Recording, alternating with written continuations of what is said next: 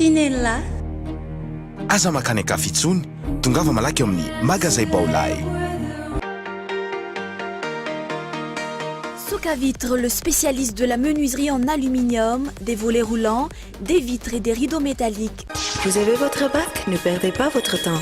GSI Université privée, habilitée par l'État. Baolay, Soka Vitre. GSI Université privée, manolotra anao ny VAOVAO.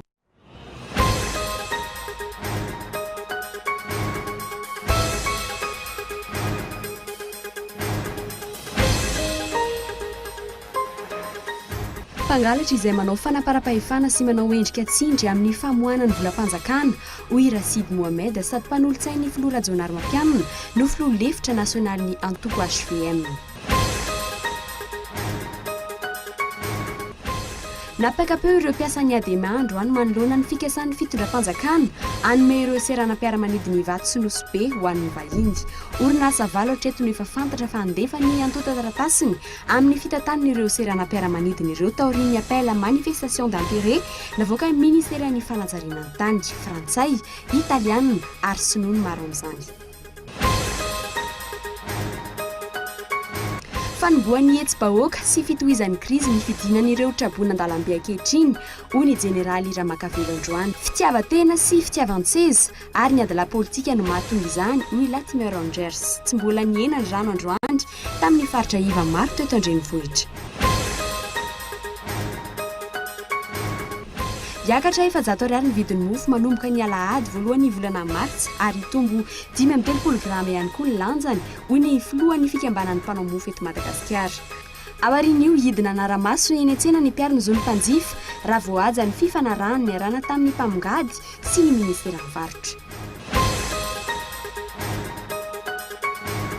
Farany miantso ny firenena eran-tany anaiky ny accord de Manille izay novolavolan'ny filoha frantsay sy ny filoha philippin ny rototo androany tao anatin'ny fanaovan-tsimotany Filipina 10 volana mialoha ny fevrier eran-tany mikasika ny toetry ny andro izay ataon'ny Frantsa. Ny andindin'ny zavetrany.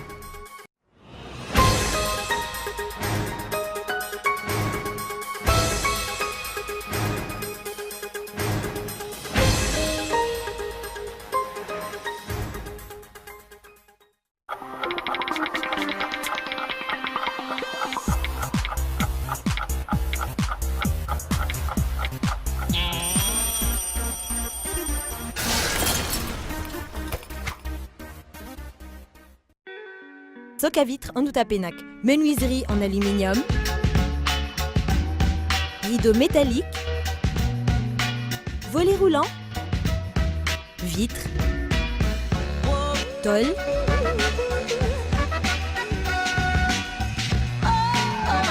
Soka Vitre en Outapenac, 020 22 682 28, 033 11 256 63, Soka Vitre en Outapenac. Très sincèrement à votre service.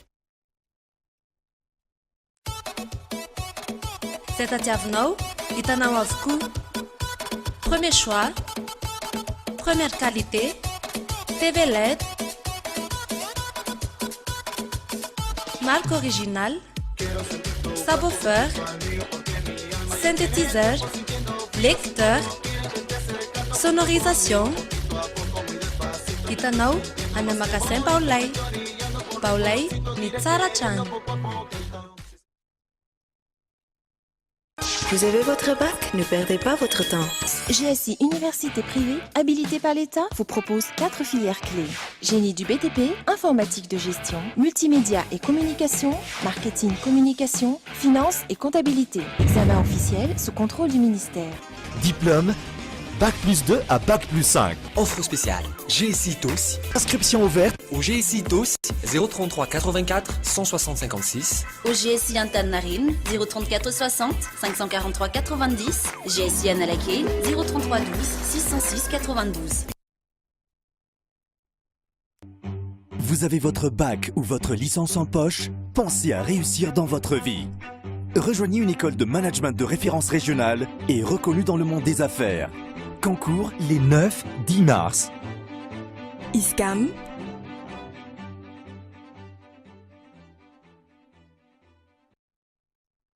Bon ben je vais partir là. Ok. C'est bon là? Ouais. Pas de bisous? Non, ça va.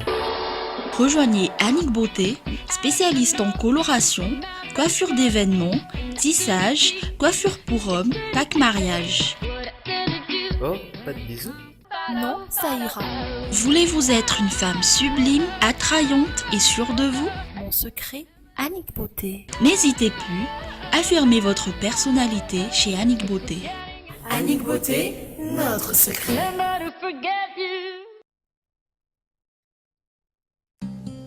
Ny azo ny vanikolaka, ny taninandrino ny tsara. Ny orinasa Madagascar Evolution Immobilier dia vonona ny mefafapoanao izay mikasa hividy tany.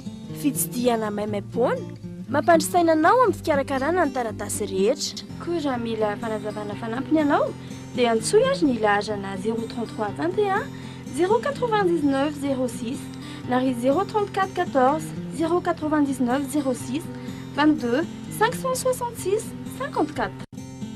Madagascar Évolution Immobilier, un avenir sûr, investir, bâtir pour le futur.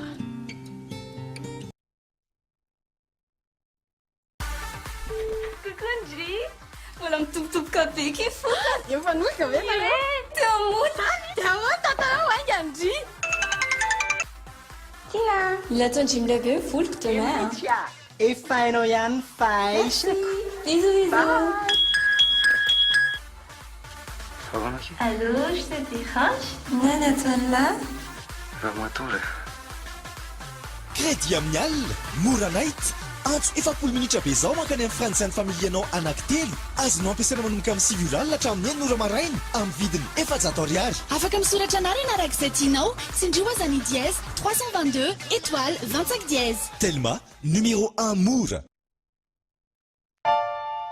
L'EFMED, c'est toute une gamme de produits d'ameublement d'une standing super classe, bien pour tous. Pour ma nouvelle maison, ce canapé est vraiment idéal pour me relaxer le week-end. Waouh! C'est tout à fait mon goût.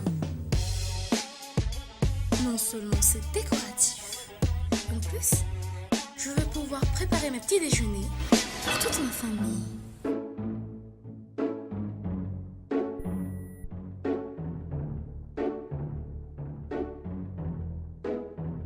Même les enfants rêvent d'être grands. L'EFMED, à nous ça. Aloha raha manokatra compte amin'ny banky dia tsy maintsy ao amin'ny VAOVAO Madagasikara ihany e. Enjarena indray za. Ya, karaha an-trano fô. Eto amin'ity tanàna ity zao misy masovoa amin'ny VAOVAO Madagasikara. Zay koa anokatra compte eo amin'ny agence VAOVAO Madagasikara akaikana indrindra. Amin'ity tamin'ity tombontsoa ianao zany a. VAOVAO Madagascar, la force d'un groupe, la proximité d'un partenaire. KOLO TV, la première télé numérique vous présente Cool Musique. Musica Malagas. Variété Malagas. La première chaîne musicale sur la toute première télé numérique à Madagascar. Des tubes. Des nouveautés. Le hit de la semaine. Disponible en streaming sur musique.cool.mg. Cool Musique by KOLO TV. La télé autrement.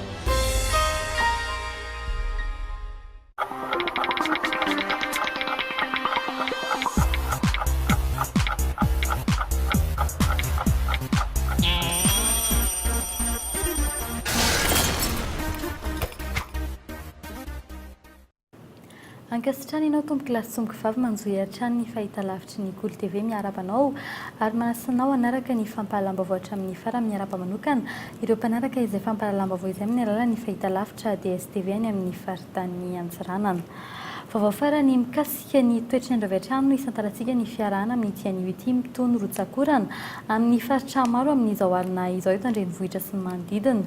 Araka ny vaovao tamin'ity hariva ity dia tany domondosy ireo mponina manamorona ny kopa sy sisaony ary ny reran'ny mamba noho ny fiakaran'ny rano ireto toerana manaraka ireto no voakasika izany Antananarivo renivohitra, Masindray, Ambohimanambola, Halasora, Ankarobato, Tanjombato, Soavina, Anosato, Andrefana, Andranona Be Masoandro, Ambodrapeto, Ankadimanga, Pitatafika, Fenarivo, Itosy, Ambotrimanjaka, Tehiroka, Talatamaty, Sabotsinameana ary Ankadikely Lafy miankina amin'ny rotsakorana androany alina kosa no mety ilana ny fanesorana ny evacuation-ny mponina any amin'ireny faritra voatonona ireny.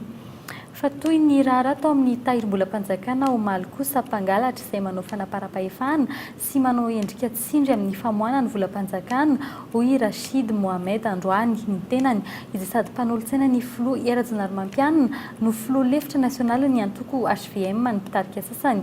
Ao amin'ity antoko ity izay voatonontonona ho mampifangaro ny raran'ny antoko amin'ny fitantanana ny raharaham-panjakana hiteraka korotana eto amin'ny firenena kosa ny fitarany ity raharaha ity hoy ny mpandalina tantara ny jeneraly Makavelo Désiré fanadetiny eny narabary. Misy fifangazahoana ve eo amin'ireo samy tandapa? Nolazain'ireo mpiasa ny tehirim-bolam-panjakana sy ny tsombavam-bahoaka omaly fa manao fanaparam-pahefana ao amin'ity sampandra-panjakana ity ny minisy mpanjakana Rivo Rakotovao. Mifangaro ny fahefam-panjakana sy ny fahefana any anatin'izy ireny ka dia mazava ho azy fa mifangaro toy izany ihany koa ny fitantanana ny vola, ny fitantanana ny asa, ny fikajiana izany vola rehetrarehetra izany. Ary eran'izao tontolo izao azonareo hamarinina izany fa anjara asa naturel any tahirim-bolam-panjakana malagasy ny atao hoe gestion des fonds, des titres et des valeurs. Tonga hatramin'ny amin'ny fanerena ny talen'ny tahirim-bolam-panjakana hamoaka vola 470 miliara ariary amin'ny antony tsy fantatra mazava. Eo ihany koa ny fikasany ampidirana ireo orinasa misy petra-bolam-panjakana eo ambany fifehezany. Fanodinam-bola izay nolazain'ireo tsombavam-bahoaka fa kasaina atao hanamafisana ny antoko HVM sy ny anomanana ny fifidianana ho avy. Efa misy ny dingana tokony arahana amin'ireny famoahana volam-panjakana ireny ka mpangalatra izay mandika izany hoy ny filoha lefitra nasionalin'ny HVM Rashid Mohamed. Fahafantarako azy aloha tsy misy pression zany ary tsy misy ny fanerena zany. Raharaham-panjakana anie io misy procédure raha eny fa tsy hoe zavatra hoe ieny raha ohatra misy manao zany dia mpangalatra zany. Fa misy procédure eny tsisy mahalala an'izany ny mpitantana rehetra mba hafantatra an'izany fa tsisy pression, tsy misy zany fa procédure normale. Zay ngamban'le izy. Isan-kelan'izay nefa tsy vao zao no nainona resaka maloto momba izany ity minisy mpanjakana ity. Nanomboka tamin'ny raharaha fanagadrana mpanao gazety tamin'ny taona lasa, mbola mitohy amin'ny tsindry samihafa eny amin'ireo sampandra-panjakana misy vola rehetra.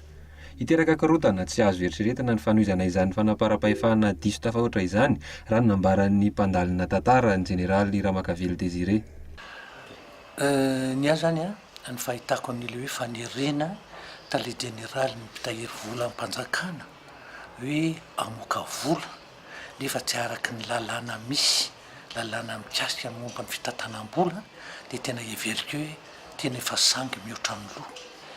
Io natao hoe siniam-bolo andavon'ny vosotra ary raha vao mihetsika io mpandalina tantara ny tenako dia mety hihetsika dôly amin'izay ny mpiasa mpanjakana. Itoy hatramin'ny rahoviana izao fanaparam-pahefana misy ankehitriny izao, aiza ny filoham-pirenena ary nahoana ny tsy mandray andraikitra. Raha mandinika ny zava-misy ankehitriny toy ny eo ambany fahefan'ireo tandapa sy ireo mpanolo-tsaina manao fihetsika tompom-menakely manodidina azy ny filoham-pirenena sy ny prime ministre. Ireto farany izay tsy ahenom-peo manoloana izany rehetra izany. Mikasika ny fampihafanam-pirenena kosa indray verina nelanelana eo amin'ny fikarohana vahaolana ara-politika eto Madagasikara indray ny GISM na ny groupe international de soutien Madagasikara. Isy ny fivorian'ity vondrona ity izay ho tanterana eto Madagasikara ny volana jolay avy izao ary resaka mikasika ny mbola nohidana indray ny tondrozotra. Eo ihany koa ny resaka fampihafanam-pirenena ho an'ireo tanora ao amin'ny OILTP. Tokony hijanona ho fakakevitra ihany ny fianakaviam-be raisam-pirenena fa tsy tokony hitsabaka amin'ny votoatin'ny raharaham-pirenena. Eny ny rahabary hatrany. Tsy naomby ary ve zany ny FFKM sy ny FFM ka tsy maintsy hiditra tsetra indray ny vondrona afrikanina. Ny anjara andraikitra ireto farany teto Madagasikara izay efa tokony ho tapitra niaraka tamin'ny tetezamita. Ny fantaniana mipetraka dia hoe fanga mbola ao anaty krizy Madagasikara sa mbola misy krizy vaovao miainga indray anoany. Iresaka mikasika ny tondrozotra sy ny resaka fampiavanam-pirenena no atao amin'ny fivorian'ny zisma amin'ny volana jolay io raha nambaran'ny solitenan'ny vondrona afrikanina eto amintsika.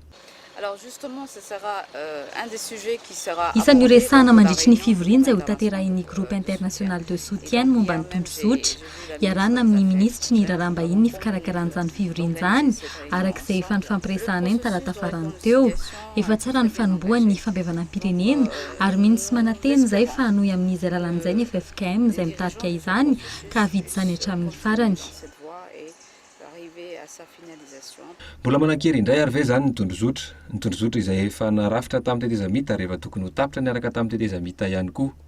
Teo ireo rafitra natsangana tamin'ny tetezamita nefa mbola misy amin'izao fotoana izao. Tsy tokony hitsabaka amin'ny raharaha anatin'ny firenena ny vondrona iraisam-pirenena hoy ireo tanora avy eo amin'ny OLTP. Ny fampiavanam-pirenena zany no voalohany indrindra dia itsika malagasy no mila mandray anjara mandraikitra voalohany indrindra fa misy ihany koa nefa ny hevitra ilaintsika avy any amin'izareo vondrona afrikanina fa zareo tsy tokony hiditra an-tsehatra fa manitsy sy miteny amin'ny zavatra misy ohatra hoe tsy mety na tsy mifanaraka amin'ny lalàna iraisam-pirenena. Manjavozavo araka izany raha pirenena ankehitriny. Lazaina matetika ny hoe efa ao anaty repoblika faefatra isika amin'izao fotoana izao nefa mbola manan-kery hatrany ny tondrozotra. Aiza n'ilay lalam-pandrenana ny anianan'ny filoham-pirenena raha Rajaonarimampianina tamin'ny 15 ny volana janoary 2024. Ireo andrim-panjakana voarakitra ao anaty lalam-pandrenana tsy mbola feno ankehitriny nefa itsakilan'izay ireo voarakitra ao anaty tondrozotra mbola voatazona avokoa ny ankamaroany raha tsy ilaza fa tsy ny senita sy ny FFM. Fantatra kosa fa tapaka tanteraka ny tady eo amin'ny ankolafy ravalomanana sy ny antoko MFM tariny manandafy rakoton'irina araky ny fanamarinam-baovao izay nataonay dizadisa teo amin'ny resaka fifampiresahana teo amin'ireo londoany amin'ny MFM sy ny filoha teo aloha marika ravalomanana teny amin'ny trano ity farany dia tsy faravohitra no anton'izany voaroka tsy ho afaky mandrosa ny faravohitra ny MFM hatramin'ny androany fantatra kehitriny fa hiadiana mafy ny toeran'ny kandida ny antoko tim ho ben'ny tanàna Antananarivo izay isan'ny antony tsy vitsy vinkevitra amin'izy ireo. Fa ivadika lafim-baovao hafa kosa indray isika fampiroroana sy raha matahora nahazo afatra fohy fampitahorana ireo mpiasan'ny sampandraharany fananantany laza izy ireo fa fampiroro-tsaina azy ireo izany. Fanakorontanana mifono fanonganam-panjakana no ilazan'ilay afatra mikasika ny fivoriam-ben'ireo mpiasan'ny fananantany ireo androany. Etsakilan'izay hanao fitokonam-be fitakiana ny fanafoanana ny fampiatoana fangatana tamin'ny mpanjakana ireo mpiasan'ny sampandraharany fananantany. Fanadidina amin'ny tanterahin'ny Zorakotondrina. Afatra telo karazany fampiroroana mivantana avy amin'ny laharan-tariby iray izay mitonona fa avy amin'ny présidence sady fampiangana ho mpanonga-panjakana no fampitandremana tsy hitohizan'ny fitokonana no votoatiny tsy mbola nanomboka akory ny fiaonam-be na ny assemblée générale izay nataon'ireo mpiasan'ny fananantany eto Andrenivohitra sy ireo solitena avy amin'ny fatra dia efa nahazo afatra fohy na SMS fampitahorana izy ireo samy nahazo avokoa na ireo inspecteur de domaine na avy eto Antananarivo na ireo solitena avy any amin'ny faritra. Izay ohatrany hoe izay avy any amin'ny faritra zany dia tsy hay moa na vazivazy nahoana fa ohatrany nisy mianasy zany natao taminay dia marihana eto tsara zany ho an'le rehetrarehetra izay nanao an'izay fa izy tia dia syndicat ny anay miteny tsy manao politika izay tsy manao fanonam-panjakana araka le message izay fa resaka syndicat resaka réclamation professionnelle zany ao amin'ny sehetry ny asa tanteraka ny joronay syndicat zao fa tsisy mihitsy hoe resaka hafa akoatran'izay.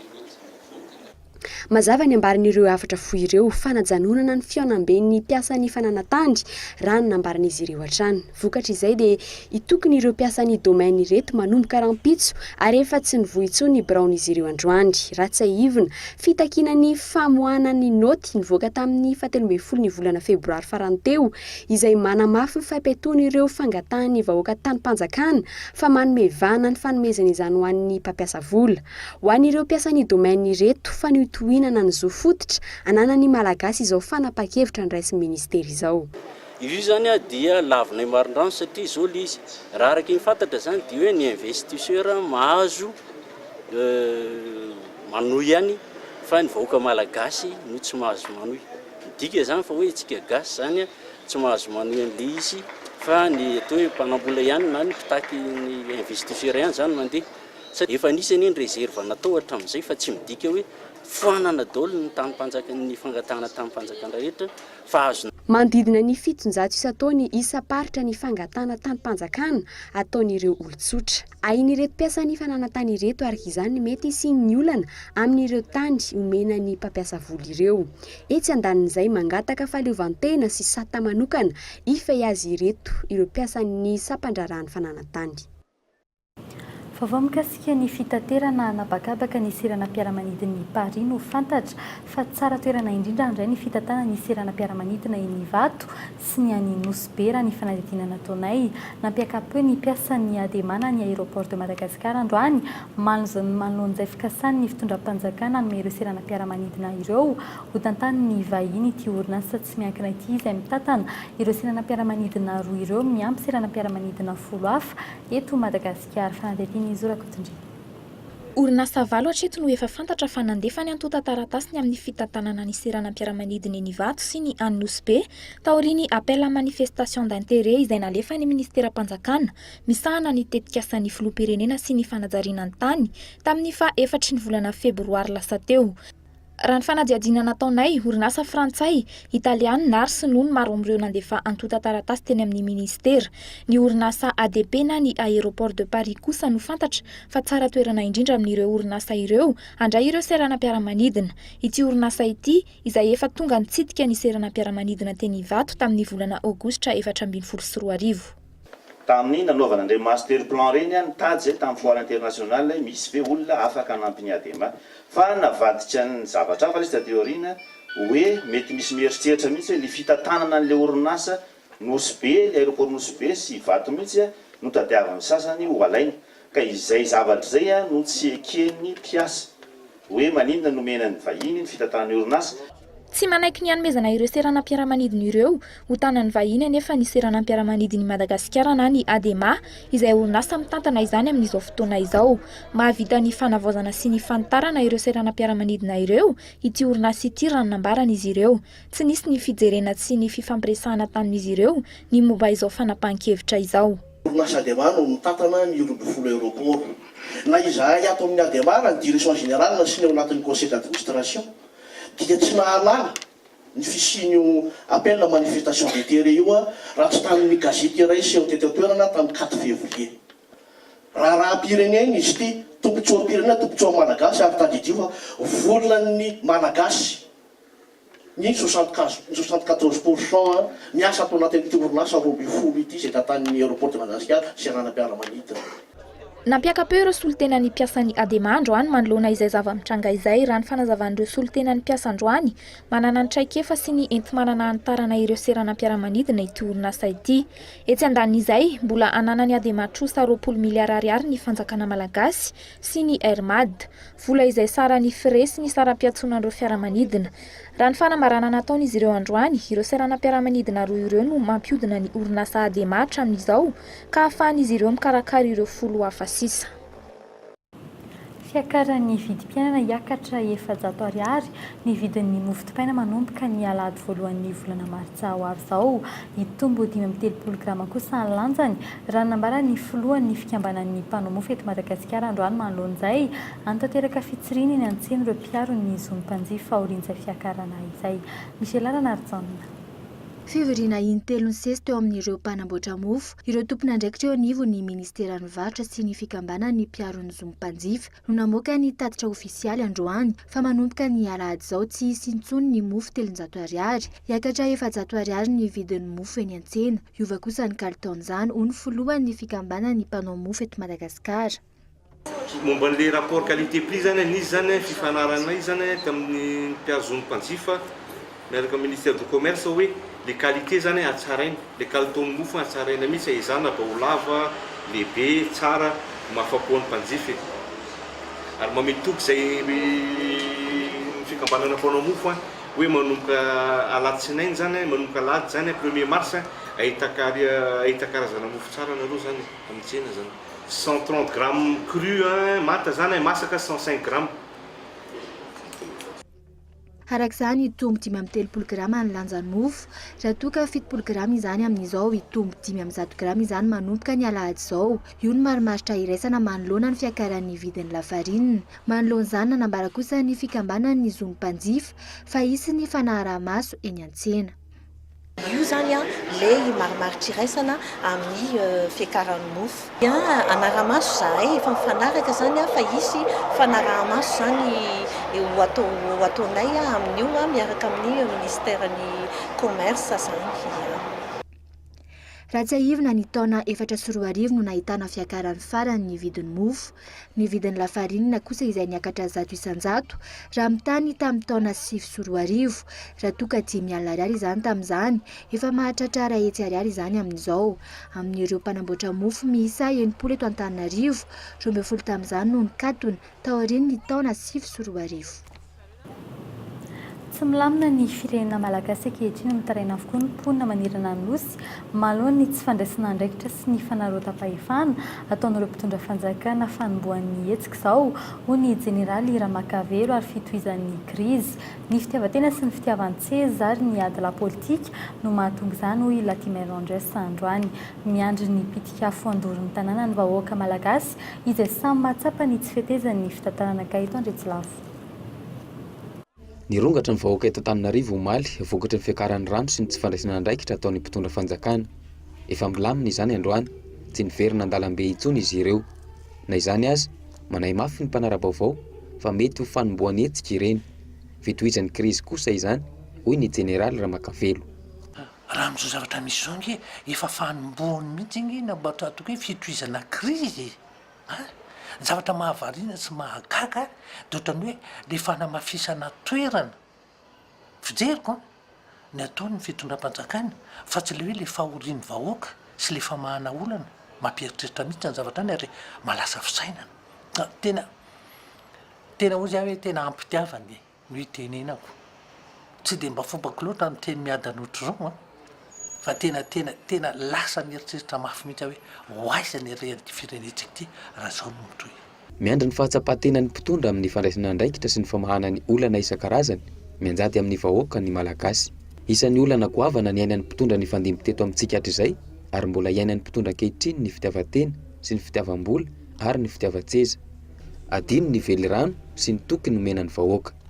Dia nanao vely rano aza dia tsy amin'izay na dia efa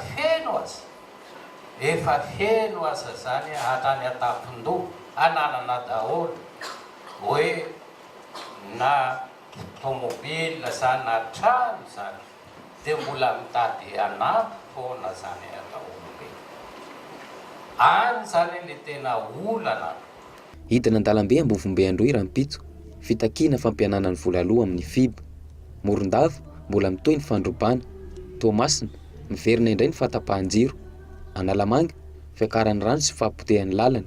Ambatondrazaka fahapotehan'ny lalana, ny fiakaran'ny vidim-piainana sy ny fandriam-pahalemana eo ambonana.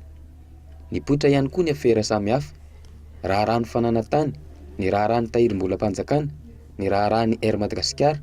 Herintaona sy iray volana katroka nitondran'ny filoha Air Mapianina, tsy mety miainga ny toe-karena ary ampahany olana iandrasam-pamahana ireo. Pejin'ny sosialy vokatry ny andro ratsy trano mihoatra ny 500 tafo no tsy maintsy horavanina ampihenana ny rano eny amin'ny faritra Iva. Tsy maintsy ho tapana ihany koa ny lalina mampitohy ny 67 hektara sy tosy anadiovana ny fantsondrany ireo mifipetrano raisina taorian'ny fitokonan'ny mponina teny Ampefiloha Ambodirano omaly.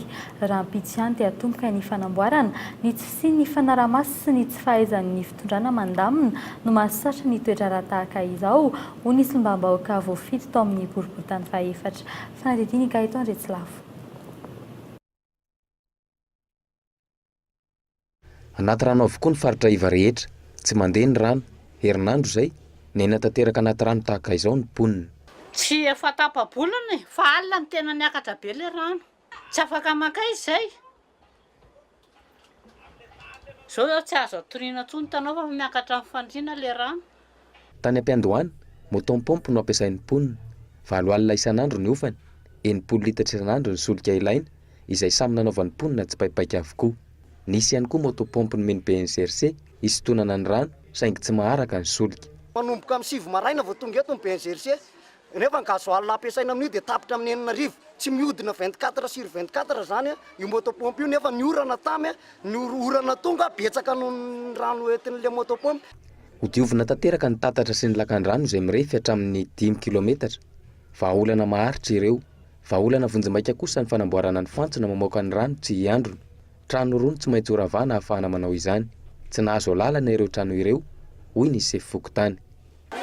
Reny trano reny zany na tena marina tsy nisy alalana nafahana nanao an'ireny zavatra ireny fa anankiroa le trano zany aloha hatramin'izao ny eo ambonin'le kanaly le fa rehefa tonga kosa ny fotoana ilavana anazy dia tsy maintsy horavana ireo zany raha rivana raha pitso maray. Trano misy 20 no tsy maintsy horavana ho an'ny fokotany Ampefiloam-Bodirano manokana. 50 tafo kosa no tsy maintsy horavana miainga ny lany vato hatreny ankasina.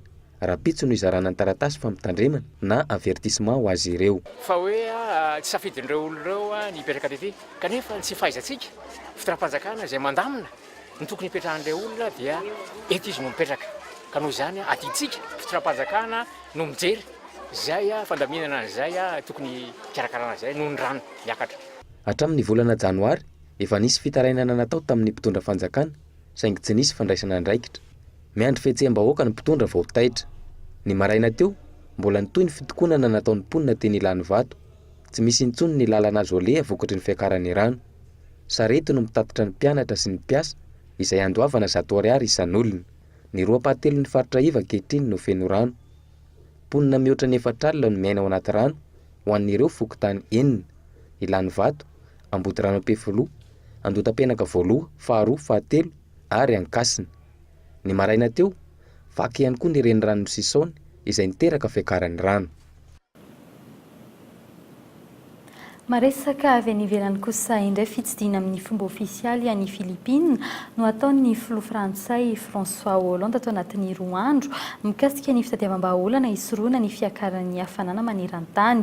Filipina izay isan'ireo firenena iaran'ny loza voajanahary hatrany isan-taona toy ny tsunami sy ny horohorontany manao antsoava araka izany ny filoha Hollande mba hanekeny ny firenena maneran-tany ny accord de Manille izay novolavolainy niaraka tamin'ny filoha Philippin Benigno Aquino III ny volana Desambra izao no isin'ny fivoriana eran-tany any Paris, Frantsa, iresana ny lafy ny toetry ny andro izay tanjon'ny Frantsa amin'izao ny tsy amerina intsony tsy fahombiazana hita tao anatin'ny dinika tany Copenhague ny taona 2004.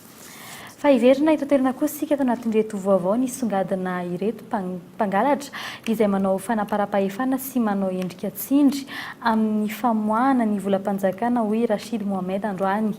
Kasain'ny fanjakana omenan'ny frantsay, italiana ary ny sinoa ireo seranam-piaramanidina ao Ivato sy Nosy Be vaovao farany mikasika ny toetry ny andro araka ny vaovao tamin'ity ariva ity dia tandondomindozy ireo mponina manamorona ny renirano ny Kiopa sy Saony ary mamba noho ny fiakaran'ny rano araka ny finarahinao teo hatrany hiakatra 700 ariary ny vidin'ny mofo dipaina manomboka ny alahady voalohan'ny volana Marsa ary tombo dia amin'ny 30 grama ihany koa ny lanjany ho ny filohan'ny fikambanan'ny mpanao mofo eto Madagasikara. Fa hifantoka amin'ny sosialim-bahoaka eny amin'ny faritra iva ny fandarana tafatafa rahampitso amin'ny 7:05 ao amin'ny onjam-peo ny Kola FM 7:20 teboka avaly dia izay ihany koa no entina manakatona ny fampalam-bahoaka amin'ny tian'io ity metraka ny veloma ao amin'ny rahampitso indray veloma tompoko.